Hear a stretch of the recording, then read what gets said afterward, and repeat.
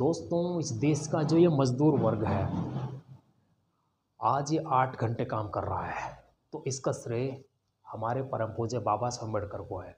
जी हाँ, यही बाबा साहब अम्बेडकर जिन्होंने इस देश के अंदर कानून बनाया, ये सुविधा दी कि इस देश के व्यक्ति को, इस देश के मज़दूर को 8 ही घंटे काम करना है। वरना पहले के दौर में प्राइवेट सेक्टर वाले या किसी भी डिपार्टमेंट विभाग वाले जो काम करवाते थे वो मज़दूर से 12-12, 16-16, 14-14 घंटे काम करवाते थे।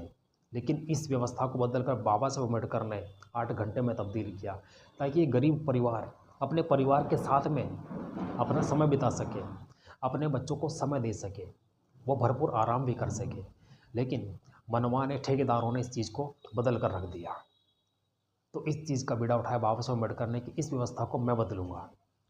आज़ाद भारत के अंदर जो बाबा साहब अम्बेडकर सबसे पहले कानून मंत्री बने, सबसे पहले श्रम मंत्री बने, तो उन्होंने यही चीज़ सुधार की कि इस देश के अंदर जो दलित तबका है या फिर गरीब तबका है, जो मजदूर श्रेणी के अंदर आता है, चाहे वो किसी भी समाज का हो, SC ST OBC जनरल, उन्होंने सबके लिए कानून बनाया कि सबको 8 घंटे काम करने का एक प्रावधान दिया जाएगा। लेकिन आज भी इस देश के अंदर बहुत सारे प्राइवेट सेक्टर में, प्राइवेट कंपनी में, ठेकेदारों के अंडर में जो लोग काम करते हैं, उनसे 12-12 घंटे उनसे काम करवाते हैं। तो इस चीज़ के खिलाफ आप लोगों को आवाज़ उठाने की ज़रूरत है। जो आपसे 12-12, 10 या 14-14 घंटे, 10-10 घंटे काम करवाता है, उसके खिलाफ आवाज़ उठा सकते हैं।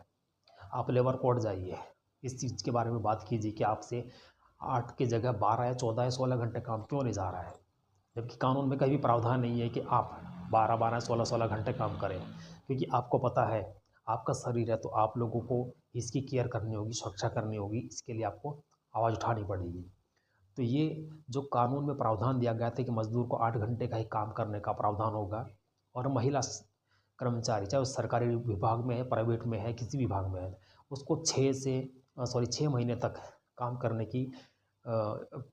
की इजाज़त नहीं दी जाएगी जब वो एक गर्भावस्था में होती है। उसको भरपूर आराम करने की का जो कानून लिखा था वो बाबा साहब अम्बेडकर ने लिखा था।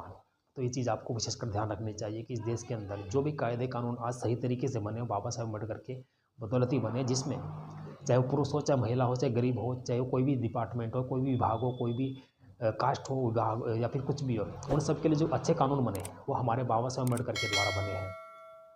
तो आज बाबा साहब अम्बेडकर का आप सम्मान कीजिए, उनके संविधान का सम्मान कीजिए, और उनको भी आज सम्मान दीजिए जिन्होंने आपके लिए इतना कुछ किया, आपके लिए हक अधिकार बनाए। वर्णम और जात को तो आपको पता ही है किस दशा में रखा गया था मनुस्मृति के तहत। उसको घर से निकलने की आज़ादी नहीं थी, बाहर जाने की परमिशन नहीं थी। तो बाबा साहब का सम्मान कीजिए और वीडियो को शेयर कीजिए सभी तक।